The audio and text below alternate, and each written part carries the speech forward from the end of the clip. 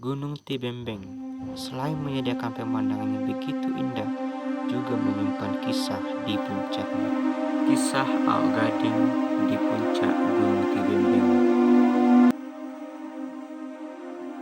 Perempuan cantik yang keluar dari dalam bambu.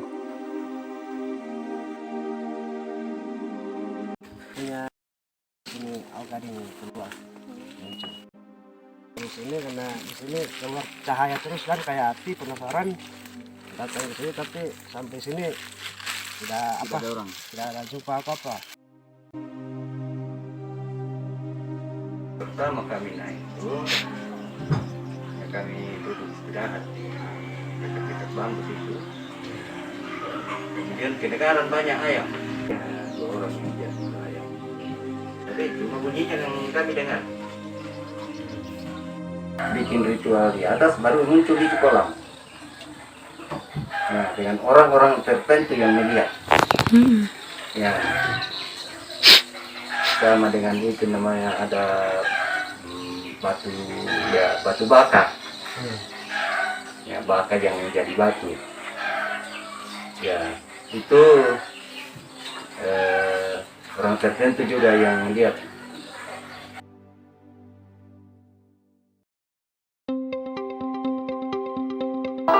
Halo Suluk Selanasan, selamat datang di channel saya. Jadi sekarang posisi lagi berada di Lembang Lilikir Ao Gading, Kecamatan Balusu, Kabupaten Toraja Utara.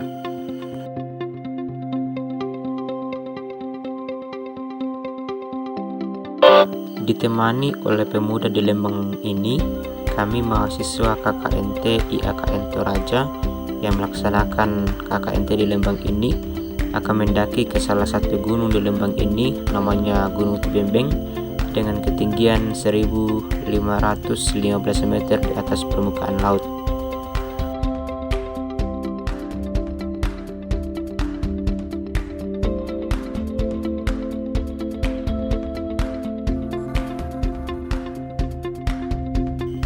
Untuk sampai di puncak gunung ini, katanya kita akan menempuh perjalanan kaki sekitar 2 jam dari tempat parkir di Dusun Buntu Kira, Lembang Ao Gading ini. Gunung Tibembeng yang akan kita tuju ini, di puncaknya ada 2 bambu kecil yang sudah berumur sekitar ratusan tahun, dan menurut cerita dari dalam bambu itulah keluar sosok perempuan cantik namanya Ao Gading. Selain itu, menurut cerita masyarakat, di puncak Gunung Tibembeng ini juga dulunya para nenek moyang sering mengadakan ritual memohon untuk didatangkan hujan ketika musim kemarau sedang melanda, dan apa yang mereka mohonkan itu dikabulkan. Menurut cerita, di puncak gunung ini ada juga yang namanya batu baka dan kolam, namun hanya dapat dilihat oleh orang-orang tertentu saja. Untuk cerita lengkapnya, silakan nonton video ini sampai selesai.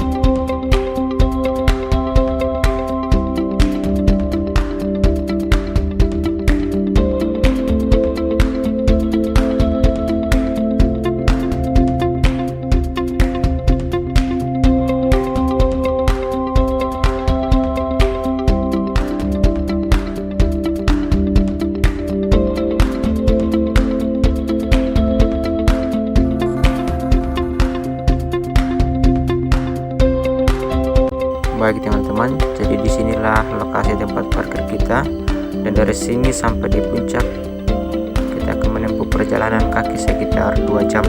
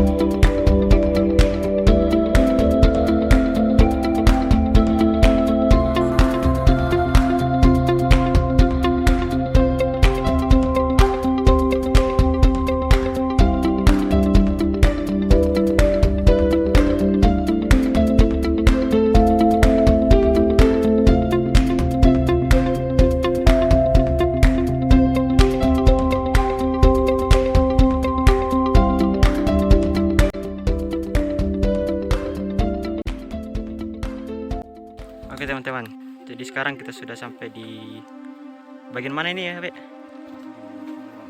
Pas di kuburan Awak Gading. Oke. Jadi ini adalah kuburan dari Awak Gading. Ini laki-laki tuh. Oke. Oh iya. Oke teman-teman, jadi kita sudah sampai di sini. Dan ini menurut cerita ini adalah gua tempat tinggalnya Awak Gading dulu ya.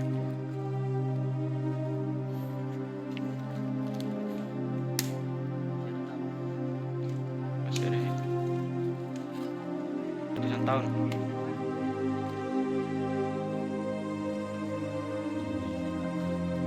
Hah?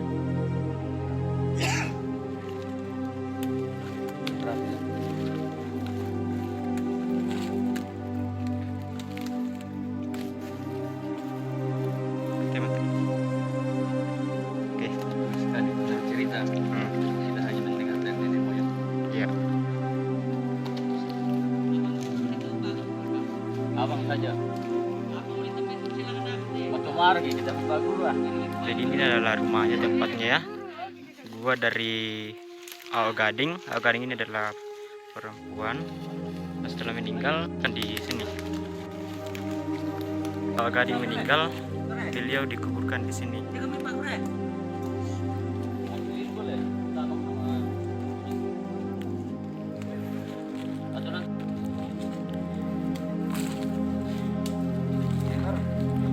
Ini adalah kuburan dari Awak Gading.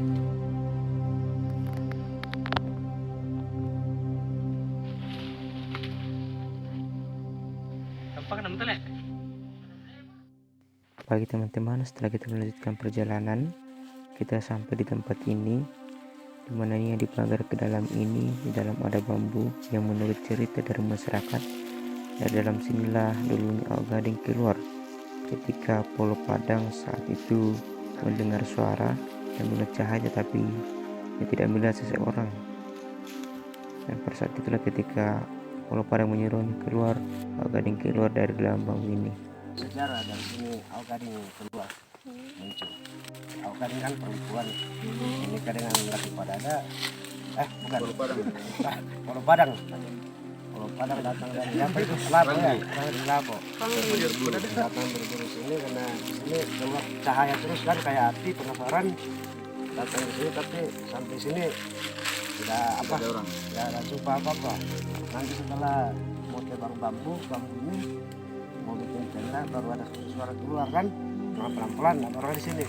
Itu ceritanya dari orang tua.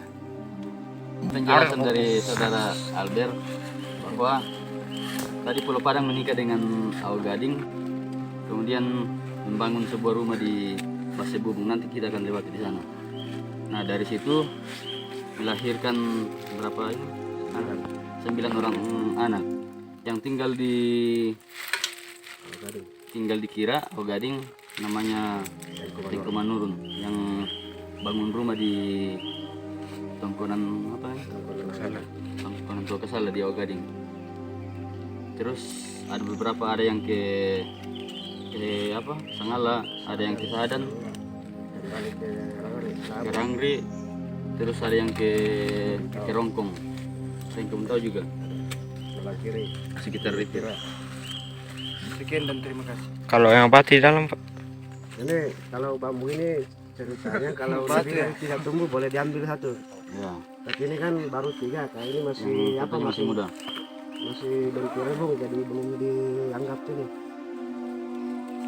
Dulu menurut cerita orang tua, setiap musim kemarau mereka datang berdua di sini. Dulu kan masih alut pedolo. Jadi kalau datang berdua di sini pulang langsung hujan. Makanya ada tabang terus batu. Datang berdua. Jadi itu bambunya sekitar umuran berapa itu? Udah Puluhan ratusan tahun tahun. sekitar itu, 200-an lah. Ya, ratusan tahun. Tapi besarnya kayak gini terus. Cuma segituan. Saat-saat tertentu perketuan bisa dia tuh atau tidak sembarang digunakan itu bambunya atau Lebih dari Kalau lebih dari lebih 3. dari tumbuh lebih dari 3 boleh diambil itu di. Kalau sudah tua, tapi kalau macam ini kan masih muda tuh. Sudah 4 din tapi masih muda satunya. Ini Jadi belum masih bisa. dianggap 3 ini karena ini kan masih bentuk apa ini. Maksudnya adakah tempat khusus diperuntukkan itu awoknya atau sembarang gimo orang? Enggak apa-apa boleh dibawa kalau lebih Jadi- tanam di sekitar rumah. Oh, Hiasan bisa. begitu. Rumah ada saya tanam satu. Ini kemarin kami yang ambil dulu.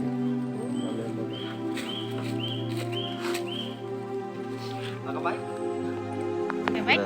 Baik teman-teman, di Gunung Tibembeng ini kita sudah melihat kuburan dari Ao Gading masih ada di sini, dan juga gua tempat Ao Gading dulunya tinggal juga masih ada, dan bambu yang menurut cerita masyarakat dari dalamnya Ao Gading Kilor juga masih ada di puncak Gunung Tibembeng ini.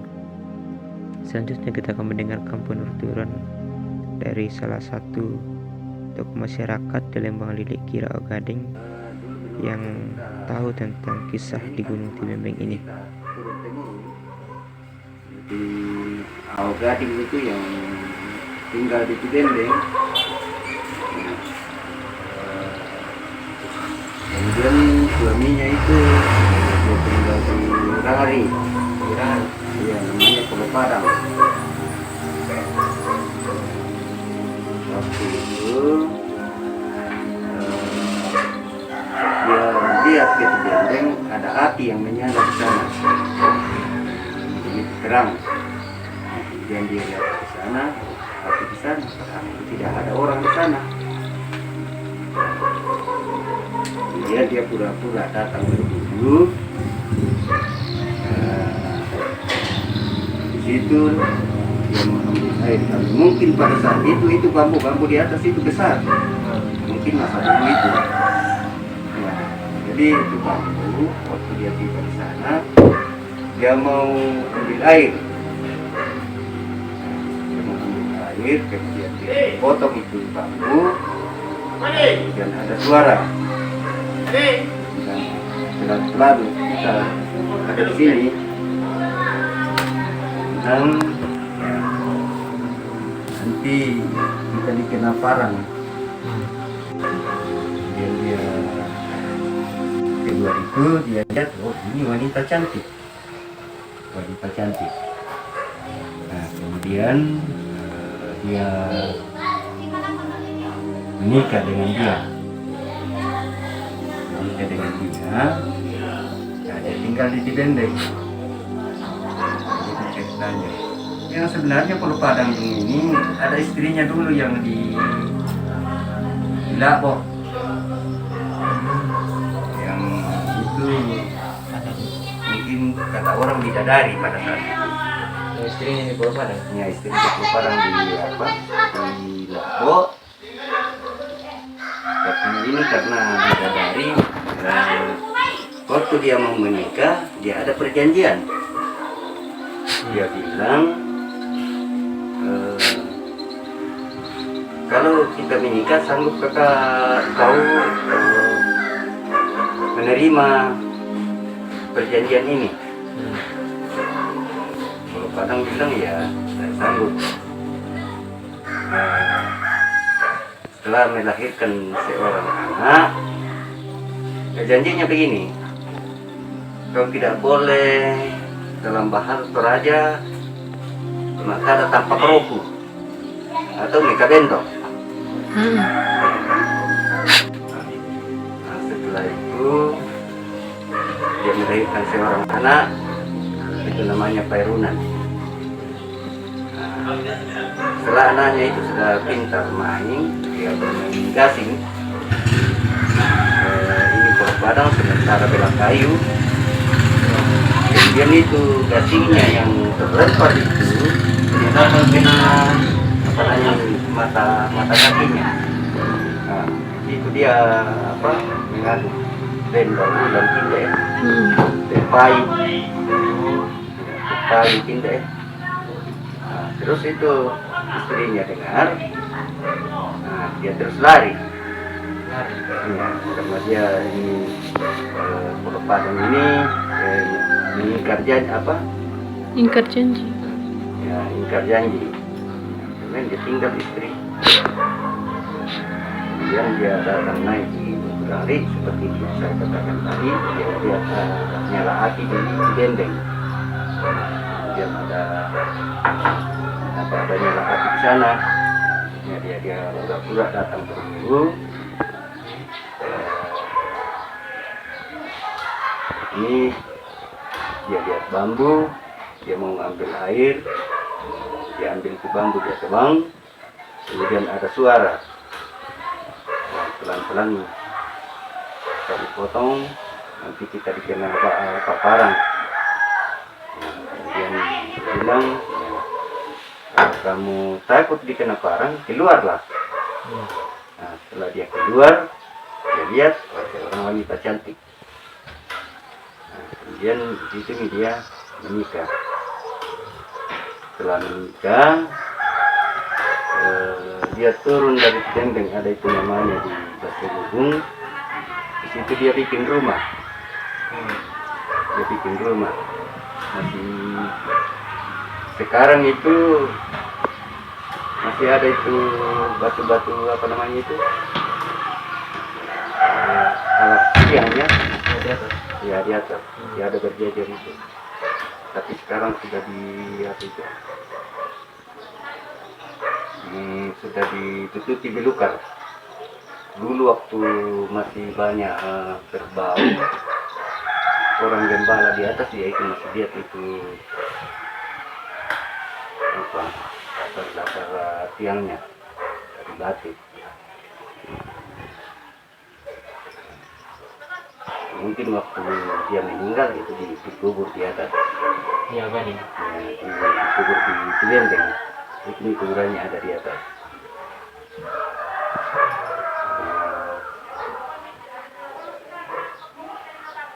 Ya, setelah dia menikah, dia melahirkan beberapa anak.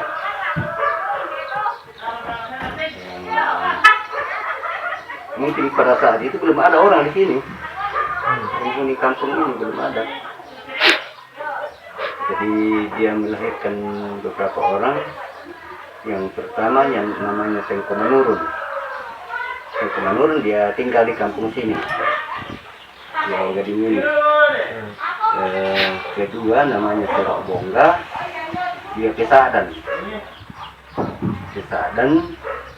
Ketiga namanya Pundu Bulan, dia ke Apung, ke Lekila. Kemudian beberapa lagi tuh keempat Palotongan, dia ke Malakiri.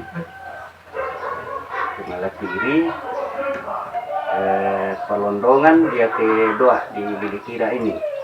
Rumah Bilikira namanya Palondongan. Salima dia turun ke Rongkong. Lalu dia bawa apa itu? Dia bawa gendang.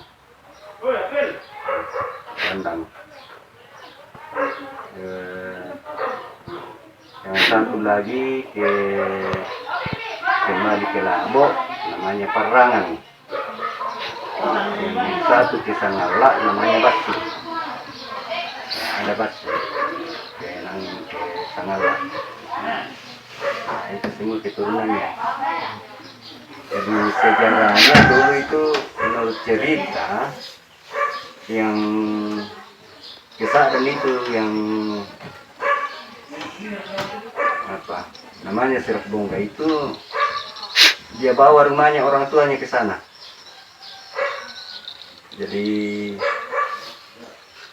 menurut orang dia tuh banuna paling kerek, dia kasih jalan itu rumah Kesadan.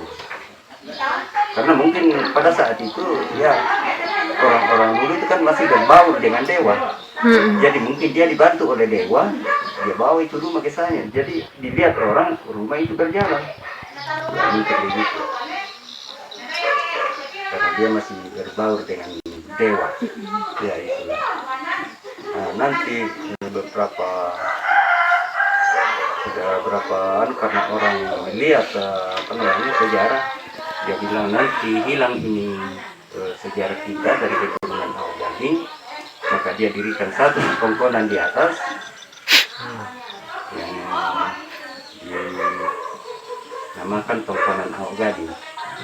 Itu di atas. Nah, sebenarnya tempat rumahnya dulu di atas di namanya itu di Pasir Bubung. Mungkin waktu kamu naik, mungkin kamu istirahat dulu sebentar di apa itu? Pasir Bubung. Ya di Pasir Bubung, tapi tempat rumahnya itu di sebelah masih di sebelah bawah itu. Itu bukit yang menjauh ke sana. Nah, itu dia. tempatnya dia. Ya, tempat rumahnya itu dia. Tapi mungkin lama juga tinggal di Bendeng dulu, nanti baru dia melahirkan keturunan, baru dia turun ke bawah. Itu biasanya. Di situ nih ya ada tulisan itu keturunannya, tapi ada yang salah saya lihat di atas itu yang tulis di apa itu di tongkol itu. Ya tulis di situ Pairunan, padahal itu Pairunan itu anaknya di Lapo itu. Bisa sama seorang bidadari. Ya. Jadi basi dengan perdangan dia tidak tulis di atas. Karena saya kasih tahu orang yang di atas itu dibilang masih ada itu anaknya yang kan tidak tulis di situ.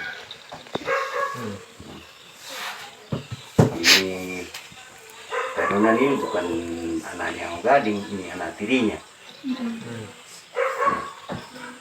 Kalau saya hitung dari atas, saya ini sudah generasi ke-11 Ya, 11 dari Awak Gading. dari Awak Gading. Sudah generasi ke-11. Saya hitung dari atas. Jadi anaknya yang Pasir Bubung yang apa namanya Awak Gading, yang keturunan Awak Gading semua nih yang tinggal di sini di Awak Gading. Iya, keturunan Awak Gading semua. Kecuali ada, karena kita di dalam kampung itu ada kasta ya. Iya. Ya, jadi ya cuma itu keturunan kasta yang keturunan ya. Kasta yang di bawah. Maksud sih? Tapi ya mungkin ada juga karena ya perkalian di apa namanya perkawinan mungkin ya tidak ada juga. Tapi tidak ada. Jadi ini Awak Gading kalau kita pikir kan dia manusia setengah dewa kira-kira. Ya mungkin begitu. Ya, karena dia kan keluar dari bambu. Iya. Sama ini Pulau Padang 2 kali nikah. Ya, Kali kali nikah. nikah. Jadi istri kedua ini Awak Gading. Istri kedua ini Awak Gading. Itu yang kubur di atas itu masih Pulau Padang yang kubur atau siapa? Itu bukan kuburan Awak Gading. Yang di atas Iya, kuburannya Awak Gading. kuburannya Awak Gading. Ya, maksudnya anaknya yang kubur di atas itu atau Ya mungkin begitu. mungkin anu. Ya kemungkinan begitu. Tidak mungkin orang lain saja yang kubur kalau tidak ada anaknya. Oh iya. Ya, sama dengan zaman sekarang kan.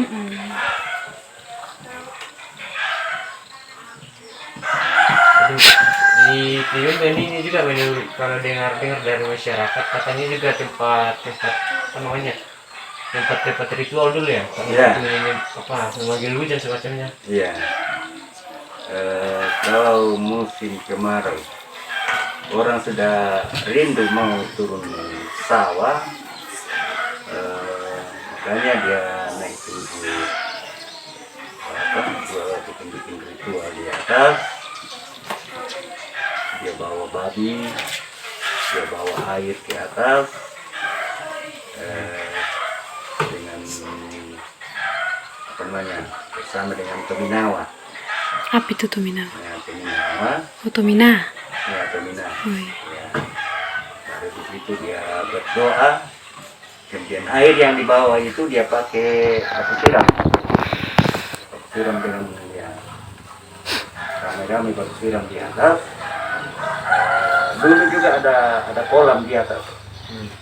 Tapi itu kolam nanti orang bikin ritual di atas, baru muncul itu kolam. Nah, dengan orang-orang tertentu yang melihat. Ya, sama dengan itu namanya ada batu, ya batu baka. Ya, baka yang menjadi batu. Ya, itu orang tertentu juga yang melihat. Sedang saya tidak pernah melihat itu, tapi orang tempatan dia ada di gua situ. Ya, kemudian saya ya naik bicara, ya, bicara di atas. Baru saya tengok ke dalam, oh sudah itu di dalam. Ya. Pernah lihat itu? Pernah lihat? Ya, barusan saya lihat. Karena baru 3 kali saya naik. 3 kali? Ya. Itu yang apa namanya, yang dengar-dengar dari masyarakat, yang kalau maksudnya kalau di sini padi akan bagus, itu batunya mengarah ke sini. Ya, dia itu menurut orang itu batu di dalam itu kadang terputar. Karena dia mengarah ke Palopo, karena dia mengarah kemari. Ya, kalau kita lihat itu dia mengarah kemari, padi orang di sini bagus. Ya, kalau dia mengarah ke Palopo, padi orang Palopo yang bagus. Itu ceritanya orang. Tapi waktu saya naik ke atas itu dia mengarah kemari. Jadi mengarah ke Gading. Iya. Pas juga apa padinya Gading itu bagus seperti. Ya, kalau dia mengarah kemari. Tetapi saya tidak tahu tahun ini karena yang padi di sini agak rusak. Saya tidak naik melihat apa ini batu ini mengarah kemana. Tapi kalau Harun naik pasti dia lihat semua itu. Yang kolam Kolam belum dia lihat, tapi itu bakal dia lihat. Ya. Kemudian janjinya itu bambu di atas tidak boleh ditebang kalau cuma 3, nanti ada 4 baru boleh kita ambil 1. Gitu. Ya, itu janjinya. Perjanjian. Itu bambu di atas. Nanti 4 baru boleh kita ambil 1. Kan kadang orang ambil itu daunnya itu yang obat katanya.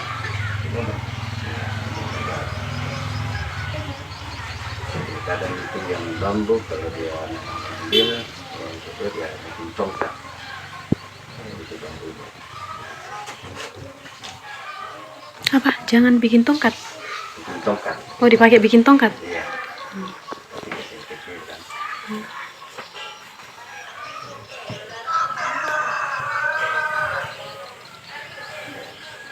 Dan ya waktu pertama kami naik itu ya kami duduk istirahat di dekat-dekat bambu itu. Kemudian kedengaran banyak ayam. Kedengaran banyak ayam. Ayam ini lihat. Nah, ini ayam semua ini bunyi. Tapi cuma yang lihat itu ayam harus dengan namanya itu luka yang ada di sini. Jadi itu ayam banyak. asalnya dari mana ayam? Tidak tahu dari mana. Tapi harus sama lihat. Ya, dia yang 2 orang yang lihat itu ayam. Ada di sekitaran bambu di atas. Ya, ada sekitar bambu. Tapi cuma bunyinya yang kami dengar. Dengarannya tidak ada. Baik teman-teman, itulah penuturan dari salah satu tokoh masyarakat di Lembang Lilik Kira Gading yang tahu tentang kisah di puncak Gunung Tibembeng ini. Selain dari kuburan dari Ao Gading yang masih ada di puncak gunung ini, dan juga gua yang menurut cerita adalah tempat tinggal dari Ao Gading dulu, dan juga bambu kecil masih ada di puncak Gunung Tibembeng ini. Dari penuturan salah satu tokoh masyarakat seperti yang kita saksikan dalam video tadi, mengatakan bahwa di puncak Gunung Tibembeng ini ada yang namanya batu baka dan juga kolam. Tapi batu baka dan kolam tersebut hanya dapat dilihat oleh orang-orang tertentu saja. Batu baka yang ada di puncak Gunung Tibembeng ini ketika mengarah ke Ao Gading itu menandakan bahwa tanaman padi di Ao Gading akan tumbuh dengan baik. Begitu sebaliknya. Dari pengakuan tokoh masyarakat yang kami wawancarai mengatakan bahwa pernah ada kejadian mereka mendaki ke Gunung Tibembeng ini dan mereka beristirahat di sekitaran bambu kecil yang ada di dalamnya Ao Gading keluar. Mereka beristirahat di sekitaran bambu tersebut dan mereka mendengarkan suara ayam, tetapi mereka tidak melihat ayam tersebut, hanya mendengarkan suara ayam itu. Tapi beberapa di antaranya rupanya bisa melihat bahwa ayam tersebut ada di sekitaran bambu. Tapi sebagian mereka mendaki tidak melihat ayam tersebut, hanya bisa mendengarkan suaranya. Selain itu, menurut cerita, ketika musim kemarau sedang melanda, dulunya nenek moyang sering datang di tempat ini di puncak Gunung Tibembeng, datang untuk mengadakan ritual dan memohon untuk didatangkan hujan. Sepulangnya dari puncak Gunung Tibembeng ini, maka harapan mereka ketika naik ke puncak untuk didatangkan hujan itu dikabulkan. Itulah kisah di puncak Gunung Tibembeng ini. Dan setelah kami mendapatkan informasi, kami melanjutkan perjalanan dan akan bermalam di puncak gunung ini sambil menikmati pemandangan yang begitu indah. Dari ketinggian 1515 meter di atas permukaan laut, kita juga bisa melihat kota Palopo dan juga kota Rantepao.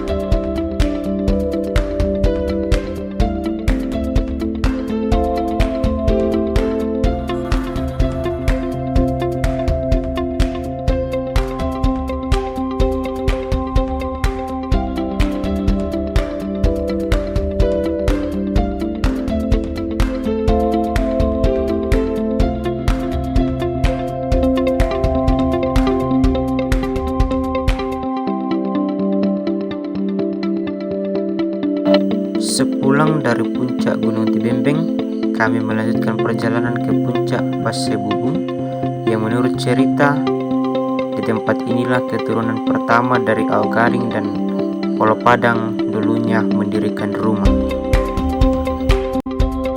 Nah, bagaimana teman-teman?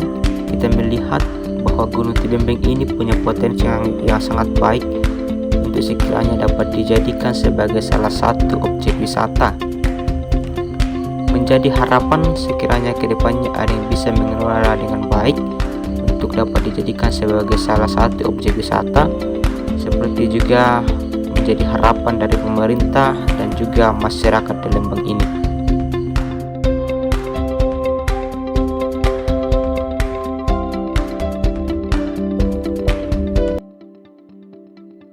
Ya memang betul apa yang disampaikan bahwa di Gunung Tibembeng itu mempunyai panorama yang sangat bagus, sangat indah dibanding tempat lain.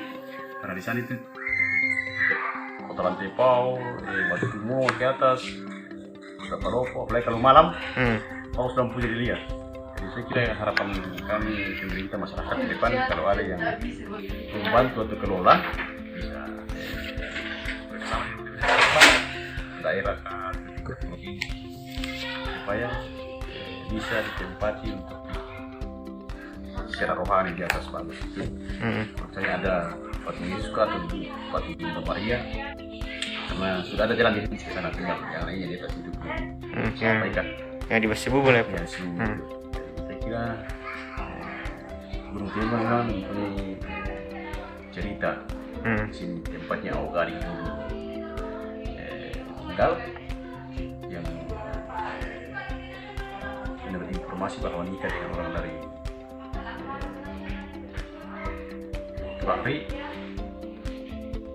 namanya Pulau Padang. Padang. Proses itu yang berkembang sampai di nenek-nenek di Cadang Baru sekarang. Namanya itu Ao Gading, Pulau Padang. Ada anaknya Tengku Manurun tinggal di Kira, di Dikta. Ada namanya anaknya Palotongan yang ke Malakiri. Ada namanya Serok Bongga yang ke Sadang. Katanya pergi balik ke Bonon. Iya. Ada yang bisik-bisik katanya. Ada informasi bahwa anak saya lagi rongkong. Semua yang bisa dengan cerita dari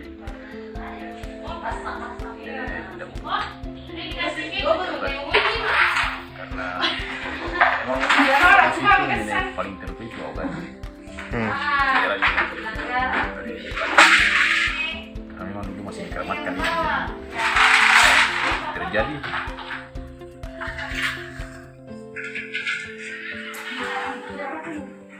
Antar ya, saya kira harapan dari sini, mudah-mudahan ada yang bisa lihat dikembangkan.